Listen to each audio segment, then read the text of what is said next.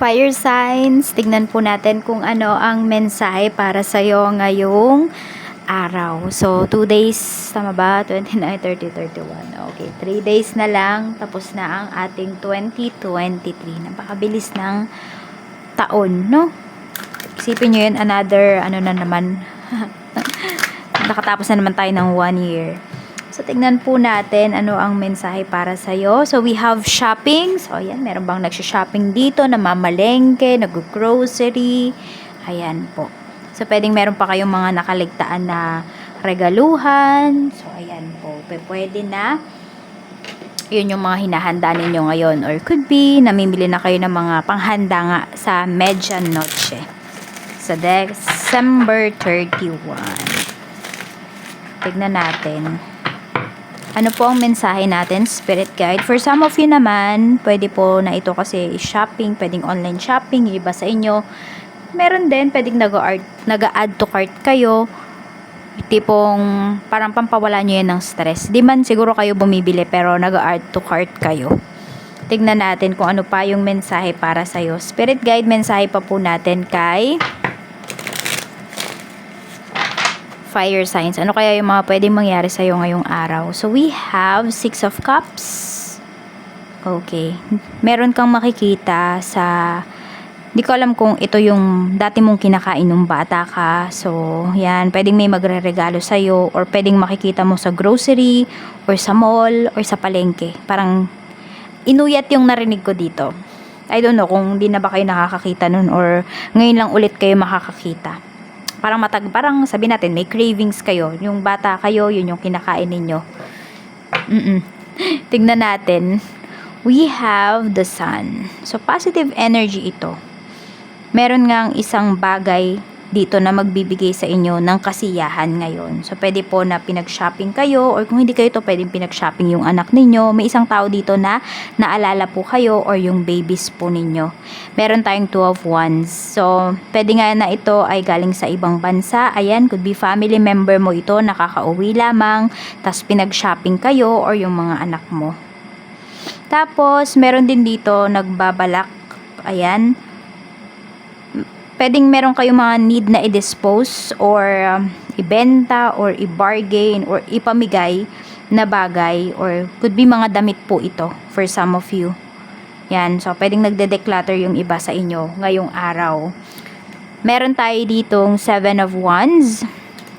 Okay, so meron din dito medyo matigas yung ulo ngayong araw, ayaw talagang sumunod sa'yo. Pwedeng may inuutusan ka pero yon pasaway, ayaw niyang sumunod. Tignan natin. Tapos, meron din akong nakikita dito. Ayaw kayong, parang, ano na to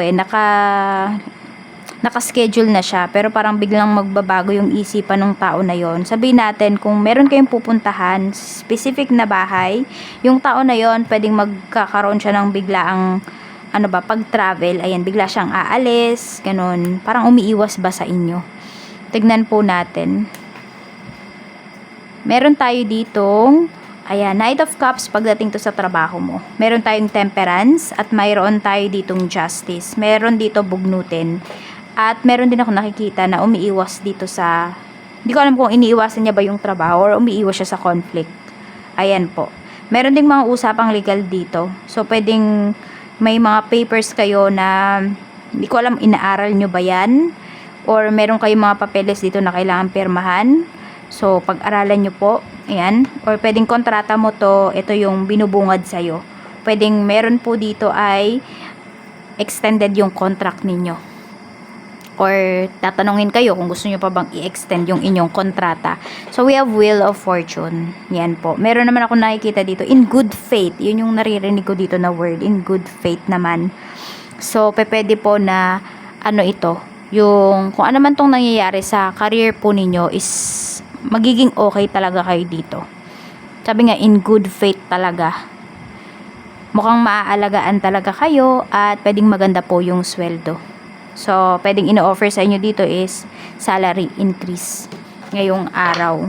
Tingnan natin. So, gustong gusto kasi nito ng tao na to. Pwedeng boss mo to na magstay ka talaga dyan sa trabaho.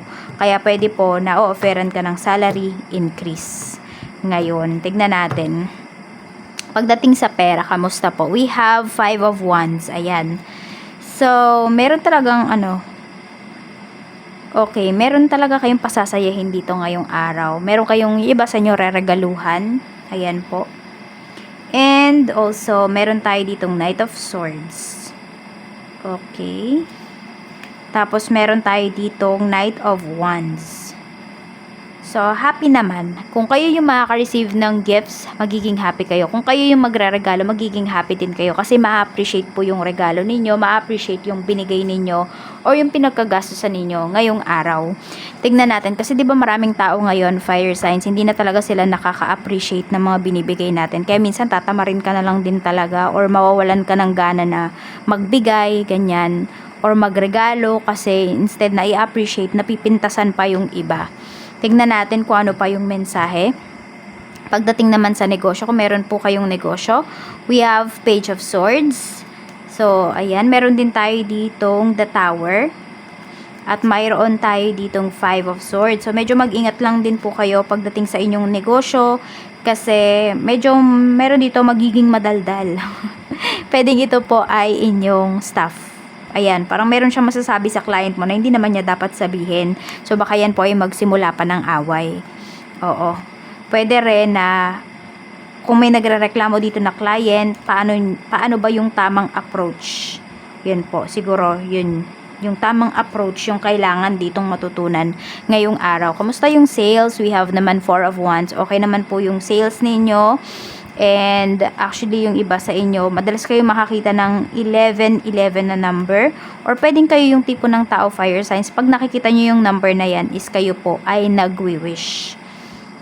Makakabawi po kayo dito, yung iba sa inyo, fire signs ng benta ngayong araw. Tapos, nakikita ko din dito, is supported ka ng family mo, or mga friends mo, mga acquaintances mo, pagdating dito sa iyong negosyo. Tignan po natin, pagdating naman sa love life. Sa mga single naman, we have the Emperor. Marami tayong single dito na nire-respeto nyo muna yung time na kayo po ay mag-isa. Ganyan. And also, may nagpapayo din sa inyo dito. Could be a father figure. Could be your father. So, siguro may nagsasabi sa'yo dito na, enjoy mo muna yung pagiging single mo, fire sign. So, yun. Kaya yung iba sa inyo, ine-enjoy nyo muna talaga. Siguro, focus muna kayo sa mga goals ninyo. Focus muna kayo sa inyong sarili. Yan. Meron tayo dito, 6 of Wands para naman sa mga magkarelasyon. Sa mga in a relationship ito. So, ayan po, ngayong araw, pwedeng ngayon kayo mag-uusap ng person. Actually, may natatakot dito na energy. So, kung nagloko yung person mo or meron siyang ginawang hindi maganda, may sinabi siyang hindi maganda sa'yo, natatakot siya na harapin ka. Ayan, pero magkakausap po kayo in private ito. Siguro yun, wag na lang kayong mandamay ng ibang tao pagdating dito, or wag niyong hayaan na may ibang ma-involve dito sa inyong relasyon or dito sa pag-uusap ninyo, kasi mas mukhang magiging magulo siya. Meron tayo ditong 2 of Pentacles in reverse pagdating naman po sa love life. Pag ito po ay pagdating sa mga mag-asawa. So, ayan, nakita ko lang dito, medyo magulo. Hindi ko alam kung sa bahay, kaya siguro meron akong nakikita kanina na, or nasabi kanina na dapat po ay talagang i-declutter nyo na. Ayan. So, tapos meron din ako nakikita dito, pwedeng nagkukulang kayo sa oras. Ayan, so pwedeng may nangangako, isa man sa inyo ng asawa mo na ganitong araw, lalabas tayo, ganitong araw, ganitong ganyan. So ang daming pangako, pwedeng hindi siya natutupad. So pwedeng yun yung pinag-uumpisahan po ng away ninyo.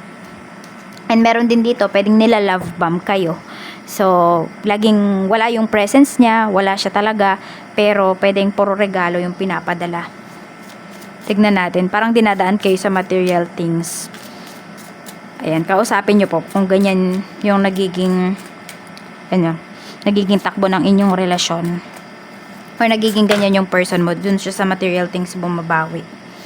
Tignan po natin kung ano pa yung mensahe para sa'yo. Walang po tayo ng isang card lang pala. Meron tayo ditong sexual desire. Okay, some of you, pwedeng sobrang ang daming na-attract sa inyo ngayong araw na to, at kayo din po ay pwedeng you feel na sobrang parang ang ganda mo, ang pogi mo ngayong araw na ito. Yan yung nafe-feel ng iba sa inyo. So, kasi nga pwedeng meron dito nag-shopping, Ayan, so ingat lang kayo kasi baka naman may mabastos dito. Ayan, wala yan sa suot ninyo.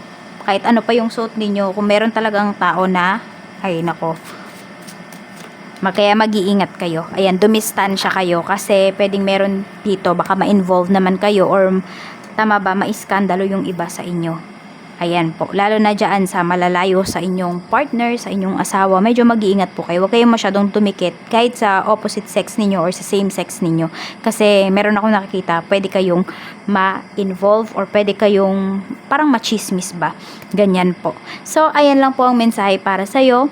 Fire signs, maraming salamat. Mag-ingat kayo always and more blessings to come.